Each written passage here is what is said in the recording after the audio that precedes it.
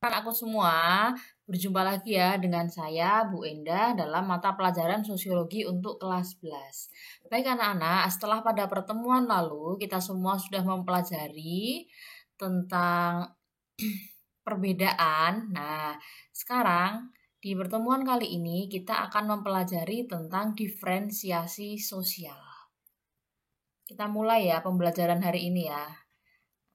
Anak-anak coba perhatikan gambar berikut. Di sini ada gambar masjid, kemudian ada gambar gereja, ada gambar pura, gitu kan? Ada gambar Candi Borobudur.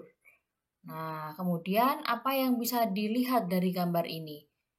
Nah, di sini adalah perbedaan tempat ibadah dari agama-agama yang diakui di Indonesia. Ada agama Islam, Kristen, Katolik, Buddha, Hindu, dan satu aliran kepercayaan yaitu Konghucu. Nah, baik anak-anak, apa kemudian yang dimaksud dengan diferensi sosial itu? Merujuk pada gambar tadi.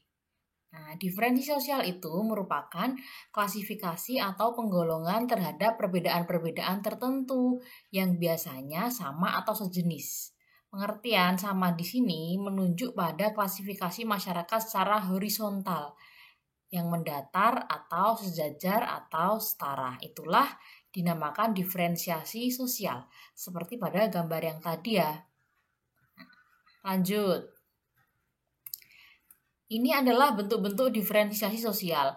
Yang pertama adalah diferensiasi ras, kemudian diferensiasi etnis, diferensiasi agama, diferensiasi jenis kelamin, diferensiasi klan, diferensiasi profesi, asal daerah, dan yang terakhir adalah diferensiasi partai.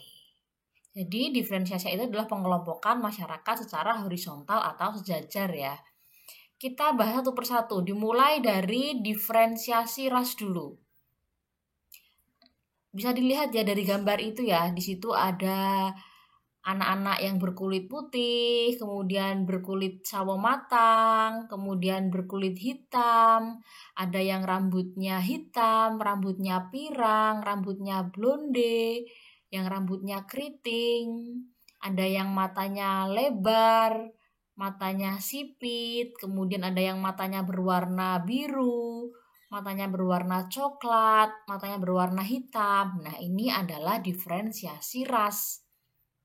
Diferensiasi ras itu merupakan perbedaan kelompok manusia yang memiliki ciri-ciri fisik bawaan yang sama, seperti warna kulit, bentuk kepala, bentuk hidung, bola mata, dan rambutnya. Bisa dimengerti ya untuk diferensiasi ras ya, sangat mudah karena perbedaan mereka berkisar dari ciri-ciri fisik bawaan atau keturunan. Kemudian yang kedua adalah diferensiasi etnis. Bisa dilihat ya, itu ada bapak-bapak yang sedang memakai surjan. Nah, apa itu diferensiasi etnis? Etnis adalah golongan sosial yang dibedakan dari golongan-golongan sosial lainnya karena mempunyai ciri-ciri yang paling mendasar dan umum yang berkaitan dengan asal-usul, tempat asal, serta kebudayaannya. Ciri-ciri yang paling mendasar tersebut antara lain adalah kesamaan dalam hal ciri fisik, bahasa daerah, kesenian, dan adat istiadat. Ini kelihatan ya dari bajunya itu berarti di sini adalah berasal dari etnis Jawa. Kemudian, nah ini di Pulau Sumatera itu ada etnis Aceh, Gayo, Batak, Mandailing, Padang, Minangkabau, Nias. Kemudian di Pulau Jawa itu ada Sunda, Jawa, Tengger, Madura, Banten, Betawi, Bawean, dan sebagainya.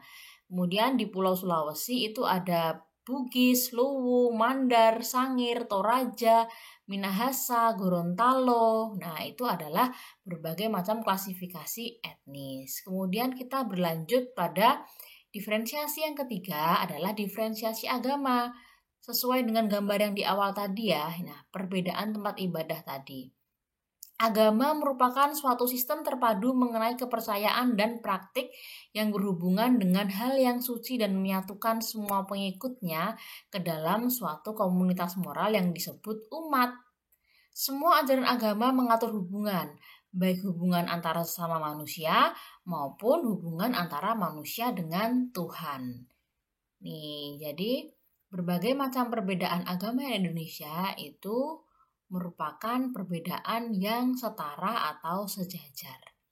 Kemudian lanjut lagi, diferensiasi jenis kelamin. Di situ ada anak laki-laki dan anak perempuan. Secara alamiah, berdasarkan jenis kelamin, manusia di seluruh dunia dapat dibedakan menjadi dua kelompok secara biologis, yaitu laki-laki dan perempuan. Pembedaan berdasarkan jenis kelamin ini bersifat horizontal sehingga membentuk diferensiasi sosial. Jadi tidak ada kemudian perbedaan laki-laki dan perempuan secara hierarkis. Oh, misal laki-laki itu tempatnya atau statusnya itu lebih mulia daripada perempuan, tidak ya. Yang jelas bahwa laki-laki dan perempuan itu memiliki kesamaan dalam hak dan kewajiban berada di masyarakat. Kemudian kita lanjut lagi pada diferensiasi klan. Klan sering disebut juga kerabat, keluarga besar atau keluarga luas atau extended family. Dalam masyarakat Indonesia terdapat dua bentuk klan utama, yaitu klan atas dasar garis keturunan ibu atau matrilinear dan atas dasar garis keturunan ayah atau patrilineal. Nah, bisa dilihat ya di sini ada klan dari Minangkabau. Untuk patrilineal itu bisa dilihat dari di suku Jawa ya. Kemudian kita lanjut lagi, diferensiasi profesi. Di situ ada guru, kemudian ada TNI, ada polisi, ada petani, ada dokter, ada perawat. Bahwa profesi atau pekerjaan itu adalah suatu kegiatan yang dilakukan manusia sebagai sumber penghasilan atau mata pencahariannya. Di masyarakat terdapat berbagai macam profesi yang dimiliki anggota masyarakat. Nah, jadi profesi sendiri itu termasuk diferensiasi. Yang artinya bahwa semua profesi itu adalah setara di masyarakat. Kemudian lanjut pada diferensiasi daerah asal. Di situ ada peta ya. Ada peta Indonesia.